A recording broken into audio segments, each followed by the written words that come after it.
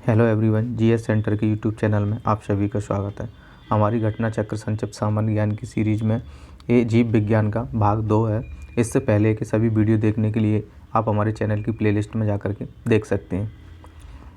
आज हमारा टॉपिक है तंत्र यानी नर्वस सिस्टम। इसका पहला वर्ड होता है मस्तिष्क यानी ब्रेन। मनुष्य का मस्तिष्क क्रेनियम अर्थात खोपड़ी में हड्डियों के बने कपाल गुहा में सुरक्षित बंद रहता है। मानव मस्तिष्क का वजन लगभग 1.3 से 1.4 किलोग्राम होता है। सेरिब्रम, थैलेमस तथा हाइपोथैलेमस अग्र मस्तिष्क के भाग हैं। सेरिबेलम, मेडुला ओब्लांगेटा तथा पांस वेरोलाई पश्च मस्तिष्क के भाग होते हैं। सेरिब्रम मस्तिष्क का सबसे बड़ा भाग है। सेरिब्रम यह बुद्धि, इच्छा शक्ति, ऐच्छिक गतियों, ज्ञान, विद्वता, स्मृति, वाणी तथा चिंतन का केंद्र होता है। यह ज्ञानेंद्रियों से प्राप्त प्रेरणाओं का विश्लेषण और समन्वय केंद्र होता है। थैलेमस यह ताप, पीड़ा, स्पर्श आदि का बोध कराता है। हाइपोथैलेमस इसका प्रमुख कार्य अंतःस्रावी ग्रंथियों से स्रावित होने वाले हार्मोन्स का नियंत्रण करना। यह भूख, प्यास, ताप नियंत्रण, प्यार, घृणा आदि के केंद्र होते हैं। सेरिबेलम यह पश्चिम मस्तिष्क के ऊपरी भाग में स्थित होता है। सेरिब्रम के बाद यह मस्तिष्क का दूसरा सबसे बड़ा भाग है। इसका कार्य शरीर का संतुलन बनाए रखना है एवं ऐच्छिक पेशियों के संकुचन पर नियंत्रण करना है। मेडुला ओब्लांगेटा का मुख्य कार्य हृदय स्पंदन की दर एवं प्रबलता, श्वसन दर, भोजन निगरण, वमन, खांसने, छींकने, हिचकी, स्वाद, लार के स्त्रावण, श्रवणों, संतुलनों, जीव की गतियों आदि का नियंत्रण करना है। इसके बाद है मेरुरज्जु। मेरुरज्जु प्रतिवर्ती क्रियाओं का नियंत्रण एवं समन्वय करती है। मेरुरज्जु मस्तिष्क से आने वाले उद्दीपनों का संवहन करती है। नेक्स्ट है कंकाल तंत्र। वयस्क मनुष्य का अंतःकंकाल 206 हड्डियों का बना होता है। शरीर की सबसे छोटी हड्डी स्टेपीज तथा सबसे बड़ी अस्थि फीमर होती है। हमारे शरीर में 12 जोड़ी अर्थात 24 पसलियाँ पाई जाती हैं। यह हमारे बच्चे कटहरे का पार्श्व भाग बनाती हैं। अंतःस्रावी तंत्र। पहला है बहिस्रावी ग्रंथि। इनमें स्रावित पदार्थ इनकी नलिकाओं में बहकर संबंधित एपिथीलियमी स्तर की सतह पर मुक्त होता है, जैसे दुग्ध ग्रंथि, श्वेत ग्रंथि, अश्रु ग्रंथि, श्लेष्म ग्रंथि, लार ग्रंथि आदि। अंतःस्रावी ग्रंथियों में इनसे स्रावित पदार्थ या हार्मोन्स ऊतक द्रव्य में मुक्त होते हैं और रुधिर कोशिकाओं में पहुंचकर सारे शरीर में संचरित होते हैं, जैसे पीयूष ग्रंथि, पिट्यूटरी ग्रंथि, थायराइड, पैराथायराइड, अधिवृक्क अर्थात एड्रिनल, पीनियल, थाइमस ग्रंथि आदि। मिश्रित ग्रंथियाँ। इनमें बहिस्रावित तथा अंतःस्रावी दोनों प्रकार के ऊतक या कोशिकाएं होती हैं, जैसे अग्नाशय। प्रमुख अंतःस्रावी ग्रंथि एवं उनसे उत्पन्न होने वाले प्रमुख हार्मोन। पीयूष ग्रंथि यह कपाल की स्पेनाइड हड्डी में हाइपोफाइसियस गड्ढे अर्थात सेला टर्सिका में सुरक्षित स्थित होती है। इसके द्वारा कई हार्मोन्स अन्य अंतःस्रावी ग्रंथियों का नियंत्रण करते हैं, अतः इसे मास्टर ग्रंथि के नाम से भी जाना जाता है। अवटु ग्रंथि या थायराइड ग्रंथि यह ग्रंथि मनुष्य के गले में श्वासनाल यानी ट्रैकिया के दोनों ओर लैरिंक्स के नीचे स्थित होती है। इसमें टेट्रा आयोडोथायरोनिन या थायरोक्सिन एवं ट्रायोडोथायरोनिन हार्मोन से स्रावित होता है। थायरोक्सिन की कमी से होने वाले रोग। इसमें पहला है मिक्सिडीमा। यह रोग वयस्कों में थायराइड के अल्प स्त्रावण से होता है। इससे उपापचयी दर अर्थात BMR बहुत कम हो जाता है, अतः समय से पहले वृद्धावस्था के लक्षण दिखाई देने लगते हैं। दूसरी है जड़ मानवता। यह रोग भ्रूण में या शिशु अवस्था में थायराइड के अल्प स्त्रावण के कारण होता है। इसमें बच्चों का मानसिक और शारीरिक विकास अवरुद्ध हो जाता है और बच्चे बौर नहीं रह जाते हैं। इसके बाद है तीसरा सामान्य घेंगा या गलगंड। थायराइड ग्रंथि बड़ी होकर फूलने को घेंगा रोग कहते हैं। यह रोग भोजन में आयोडीन की कमी से उत्पन्न होता है। चौथा है हाशिमोटो का रोग। यह रोग वृद्धावस्था, चोट, संक्रमण, शल्य चिकित्सा आदि के कारण थायराइड ग्रंथि के अत्यधिक अल्प स्रावण या क्षतिग्रस्त होने से होता है। नेक्स्ट है पराअवटु ग्रंथि या पैराथायरॉयड ग्लैंड। यह गले में थायराइड ग्रंथि के ठीक पीछे स्थित होती है। यह भ्रूण के एंडोडर्म से व्युत्पन्न होती है। अधिवृक्क या एड्रिनल ग्रंथि, यह ग्रंथि मुख्यतः दो भागों में बटी होती है। पहला बाहरी भाग अर्थात कार्टेक्स और दूसरा आंतरिक भाग अर्थात मेडुला। एड्रिनल ग्रंथि से स्रावित एड्रीनेलिन हार्मोन को लड़ो और उड़ो फाइट एंड फ्लाइट हार्मोन भी कहा जाता है। ये हार्मोन शरीर में संकटावस्था का सामना करने हेतु उग्र विपत्ति प्रतिक्रिया करने हेतु तैयार रहते हैं। एड्रीनेलिन या एपिनेफ्रिन के स्राव से हृदय गति में वृद्धि तथा शरीर में उत्तेजना का अनुभव होता है। जनन ग्रंथियों में पहली अंडाशय, इससे निम्नलिखित हार्मोन का स्रावण होता है। पहला एस्ट्रोजेन, इसे नारी विकास हार्मोन कहते हैं। यह मादा के द्वितीयक लैंगिक लक्षणों के विकास में सहायक होता है।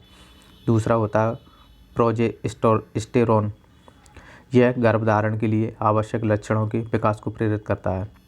दूसरा है वृषण, वृषणों को लीडिंग कोशिकाओं यानी सेल ऑफ लीडिंग से नर हार्मोन अर्थात एंड्रोजेंस का स्रावण होता है। इसमें एंड्रोजन टेस्टोस्टेरोन होता है। इसे पौरुष विकास हार्मोन कहते हैं।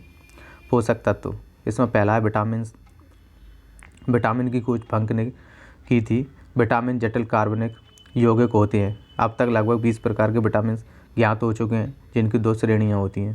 पहली जल में घुलनशील विटामिन जैसे बी और सी, और दूसरा है वसा में घुलनशील विटामिन में ए, डी, ई और के। विटामिन कमी से उत्पन्न रोग और स्रोत, विटामिन ए, इसे रेटिनॉल भी कहते हैं। इसकी कमी से रतौंधी, जीरोथैलेमिया, संक्रमण, त्वचा की कोशिकाओं में परिवर्तन, और इसके स्रोत हैं गाजर, हरी सब्जियां, दूध, मक्खन, अंडा और जिगर। विटामिन B1 या थायमीन, इसकी कमी से बेरी रोग होता है और वृद्धि रुक जाती है। स्रोत हैं इसके अनाज, फलियां, सोयाबीन, दूध आदि। विटामिन B2, इसे राइबोफ्लेविन भी कहते हैं। इसकी कमी से कीलोसिस रोग होता है और इसके स्रोत हैं पनीर, अंडे, यीस्ट, मांस, हरी सब्जियां, हरी पत्तियां आदि। विटामिन B3, इसे नियासिन या निकोटिनिक अम्ल भी कहते हैं। इसकी कमी से पेलाग्रा रोग होता है और इसके स्रोत हैं यीस्ट, मांस, मछली, अंडे, दूध, फलियां आदि। विटामिन B5, इसे पेंटोथेनिक अम्ल कहते हैं। इसकी कमी से चर्म रोग, वृद्धि कमी होती है और बाल सफ़ेद हो जाते हैं। इसके स्रोत हैं अंडे, दूध, मांस, मूंगफली आदि। विटामिन B6, इसको पायरिडॉक्सिन कहते हैं और इसकी कमी से रक्तक्षीणता, चर्म रोग और पेशियों में ऐंठन होने लगती है। इसके स्रोत हैं दूध, यीस्ट, अनाज, मांस आदि। विटामिन B7, इसे बायोटीन कहते हैं। इसके कमी से रोग होते हैं चर्म रोग और बालों का झड़ना। इसके स्रोत हैं मांस, गेहूँ, अंडा, सब्जी, फल आदि। विटामिन B9, इसे फॉलिक अम्ल भी कहते हैं। इसकी कमी से रोगों में रक्तक्षीणता और कुंठित वृद्धि होती है। इसके स्रोत हैं हरी सब्जियां, फलियां, यीस्ट, मांस, अंडे आदि। विटामिन B12, इसको साइना कोवालेमिन कहते हैं और इसकी कमी से रक्तक्षीणता, तंत्र की गड़बड़ियाँ होती हैं और इसके स्रोत हैं मांस, मछली, अंडा, दूध, आंत के जीवाणु आदि। विटामिन C, एस्कॉर्बिक अम्ल, इसकी कमी से स्कर्वी रोग होता है और इसके स्रोत हैं नींबू वंश के फल, टमाटर, आंवला और सब्जियां। विटामिन D, इसे कैल्सीफेरॉल कहते हैं। इसकी कमी से सूखा रोग या रिकेट्स या ओस्टियोमेलेसिया होता है और इसके स्रोत हैं मक्खन, मछली का तेल, अंडा आदि तथा सूर्य के प्रकाश से शरीर में संश्लेषण। विटामिन E या टोकोफेरल कहते हैं। इसकी कमी से इसके रोग हैं जनन क्षमता की कमी हो जाती है, जननांग तथा पेशियां कमज़ोर हो जाती हैं और इसके स्रोत हैं तेल, गेहूँ, अंडे की जर्दी और सोयाबीन। विटामिन K, नेप्टोक्विनोन या प्लोक्विनोन, इसकी कमी से रोग होता है चोट पर रक्त का थक्का न जमना। इसके स्रोत हैं हरी सब्जियां, अंडा, सोयाबीन, आंत के बैक्टीरिया आदि। सोयाबीन में प्रोटीन की सर्वाधिक मात्रा पाई जाती है। मूंगफली में प्रोटीन, वसा और शर्करा पाई जाती है।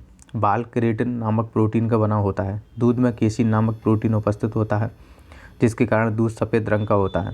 गाय के दूध का हल्का पीला रंग कैरोटीन की उपस्थिति के कारण होता है। दुग्ध प्रोटीन को पचाने वाला एंजाइम है रेनिन। सामान्यतः क्रियाशील महिलाओं के लिए प्रोटीन की उपयुक्त दैनिक मात्रा 45 से 40 ग्राम होती है। दूध पिलाने वाली माँ को प्रतिदिन 65 से 70 ग्राम प्रोटीन की आवश्यकता होती है। मानव शरीर के 50 से 75% ऊर्जा की पूर्ति कार्बोहाइड्रेट द्वारा होती है। गेहूँ, चावल, मक्का, बाजरा, आलू, शकरकंद आदि कार्बोहाइड्रेट के प्रमुख स्रोत हैं। वसा, असंतृप्त वसा वनस्पति और मछली से प्राप्त होती है। संतृप्त वसा ताड़ और नारियल से प्राप्त होती है। एक वयस्क व्यक्ति को लगभग 20 से 30% ऊर्जा वसा से प्राप्त होती है। न्यूक्लिक अम्ल के कार्य: क्रोमेटिन धागे का निर्माण करता है, प्रोटीन का संश्लेषण एवं नियंत्रण करता है और आनुवंशिक गुणों की पीढ़ी दर पीढ़ी संवहन करता है। जल: हमारे शरीर के भार का लगभग 60 से 70% भाग जल है। जीवाणुओं द्वारा जनित रोग: वाहक जीवाणु और प्रभावित होने वाले अंग। टेटेनस, इसका वाहक होता है क्लोस्ट्रीडियम टेटेनी और इससे प्रभावित होता है तंत्र का तंत्र। टाइफाइड, इसका वाहक है साल्मोनेला टाइफी और इससे प्रभावित होती है आंत। इसके बाद है हैजा, इसका वाहक है विब्रियो कॉलेरी और इससे प्रभावित होती है आंत। निमोनिया, इसका वाहक है डिप्लोकोकस न्यूमोनी या स्ट्रेप्टोकोकस न्यूमोनी, इससे फेफड़ा प्रभावित होते हैं।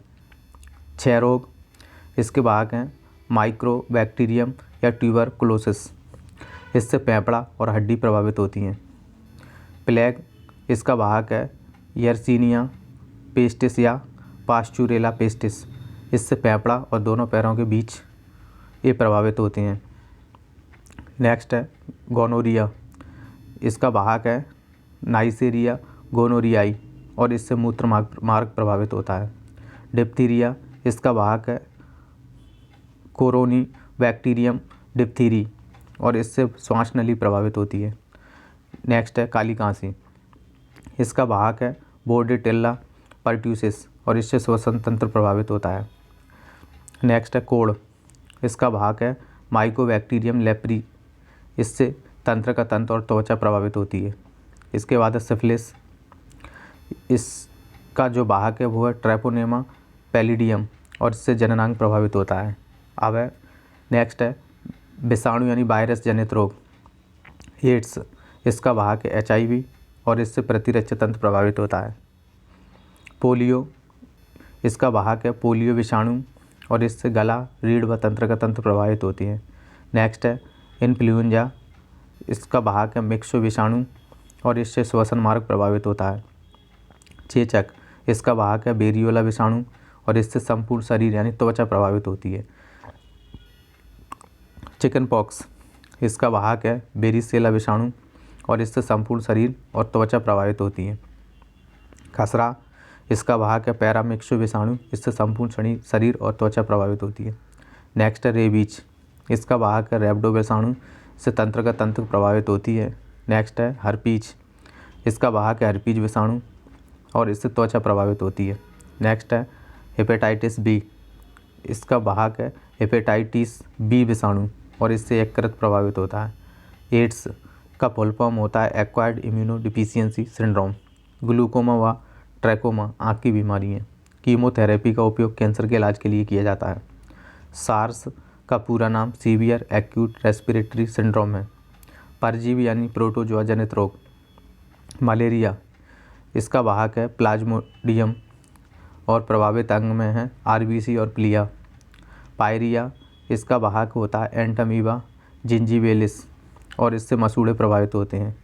नेत्र रोग, इसका वाहक होता है ट्रेपेनोसोमा गैम्बियस और इससे मस्तिष्क प्रभावित होता है।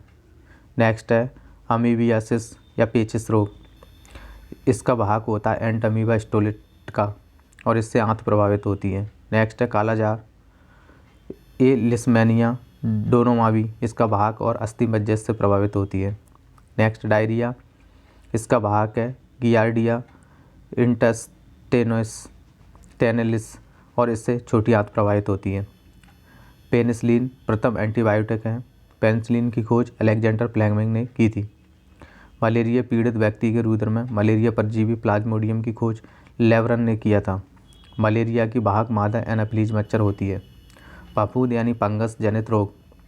दमा एस्परजिलस प्यूमेगेटस इसके वाहक होते हैं। दूसरा है एथलीट फुट, ये टीनिया पेडिस व ट्राइकोफाइटोन के द्वारा होता है। गंजापन टीनिया कैपिटिस के द्वारा और दाद ट्राइकोफाइटोन एवं माइक्रोस्पोरम के द्वारा होती है। मलेरिया से प्रभावित होने वाला अंग पिलिया या स्प्लीन है। मलेरिया के उपचार हेतु क्लोरोक्विन, कामाक्विन इत्यादि औषधियों का प्रयोग किया जाता है। ऑस्टियोपोरोसिस हड्डी का एक रोग है जिसमें हड्डियां जीर्ण हो जाती हैं।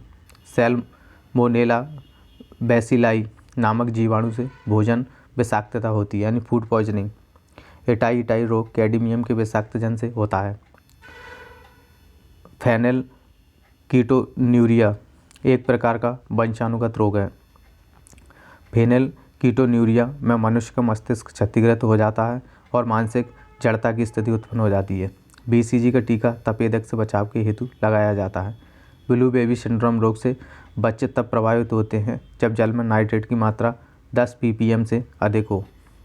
पोटेशियम की कमी से निम्न रक्तचाप यानी लो ब्लड प्रेशर की बीमारी हो जाती है। दिल का दौरा पड़ने के पहले घंटे को गोल्डन आवर के नाम से जाना जाता है। ट्यूमर संसूचित करने में आर्सेनिक 74, परिसंचरण तंत्र में रक्त के थपके का पता लगाने में सोडियम 24, कैंसर के उपचार में कोबाल्ट 60 तथा गोल्ड 198, थायराइड संबंधी विकृतियों के उपचार में आयोडीन 131 तथा जीवों, पौधों और जंतुओं के अवशेषों का पता लगाने में कार्बन 14 का प्रयोग किया जाता है। मूत्र में एल्बुमिन की अधिक उपस्थिति एवं उसके प्रभाव से वृक्क यानी किडनी के फैल हो जाने की आशंका होती है। अन्य रोगों में पहला है हीमोफीलिया।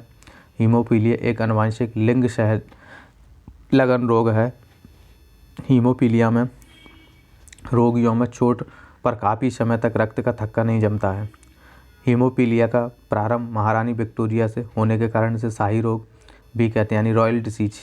हीमोफीलिया रोग का वहन स्त्रियां करती हैं, जो कि प्राय पुरुषों में प्रकट होता है। मिनीमाता एक तंत्र का संबंधी रोग है। मिनीमाता रोग शरीर में पारा या Hg की अधिकता के कारण होता है। HIV एड्स रोग का भाग HIV वायरस है, जिससे श्वेत रुधिर कणिका प्रभावित होती हैं। ELISA enzyme linked immunosorbent assay परीक्षण एड्स की पहचान के लिए किया जाता है। जापानी इंसेफेलाइटिस पालतू सुअर एवं जंगली चिड़िया जापानी इंसेफेलाइटिस के विषाणु के पोषक होते हैं। इस विषाणु का संक्रमण मनुष्यों और जानवरों में क्यूलेक्स मच्छरों के द्वारा होता है। पीलिया यानी जॉन्डिस पीलिया रोग में यकृत प्रभावित होता है। पीलिया में बिलिरुबिन पूरे शरीर में फैल जाता है, जिससे त्वचा एवं नेत्र पीले पड़ जाते हैं। चेचक यानी स्मॉल पॉक्स चेचक वेरियोला वायरस द्वारा होता है। चेचक के टीके का आविष्कार एडवर्ड जेनर ने किया था। एडवर्ड जेनर इम्यूनोलॉजी का जनक कहा जाता है। बर्ड फ्लू एवियन इन्फ्लुएंजा नामक रोग का प्रचलित नाम है। बर्ड फ्लू H5N1 नामक वायरस के कारण होता है। अन्य महत्वपूर्ण तत्वों में मनुष्य सामान्यतः दिन भर में लगभग 1.45 लीटर मूत्र का उत्सर्जन करते हैं। गर्भाशय में विकसित हो रहे भ्रूण को प्लेसेंटा द्वारा पोषण मिलता है। एल्जाइमर रोग से मानव का मस्तिष्क प्रभावित होता है। एल्जाइमर में मनुष्य की स्मरण क्षमता क्षीण हो जाती है। कीट बच्ची पौधे कीटों को खाते हैं, क्योंकि वे जिस मिट्टी में उगते हैं उसमें नाइट्रोजन की कमी होती है। नेत्रदान में दाता की आँख का कॉर्निया नामक भाग उपयोग में लाया जाता है। किसी वृक्ष को अधिकतम हानि उसकी छाल का नाश करने से होता है। मरुस्थलीय क्षेत्रों में उगने वाली वनस्पतियों को जीरोफाइट कहते हैं। अधिक आर्द्रता वाले क्षेत्रों या दलदली क्षेत्रों में वनस्पतियों को हाइग्रोफाइट कहते हैं। जलीय पौधों को हाइग्रोफाइट कहते हैं। लवणीय क्षेत्र में उगने वाली वनस्पतियों को हेलोफाइट्स कहते हैं। सिनकोना पौधे की छाल से कुनैन प्राप्त की जाती है। खुरपका एवं मुंह पका रोग फूट एंड माउथ डिसीज तथा काउपॉक्स मवेशियों में होने वाले विषाणुजन्य संक्रमणीय रोग हैं। मैड काऊ रोग मवेशियों के मस्तिष्क को प्रभावित करने वाला रोग है। प्रोयन नामक प्रोटीन मैड काऊ रोग का कारक है। पौधे नाइट्रोजन को नाइट्रेट के रूप में प्राप्त करते हैं और वाष्पोत्सर्जन पोटोमीटर से मापा जाता है।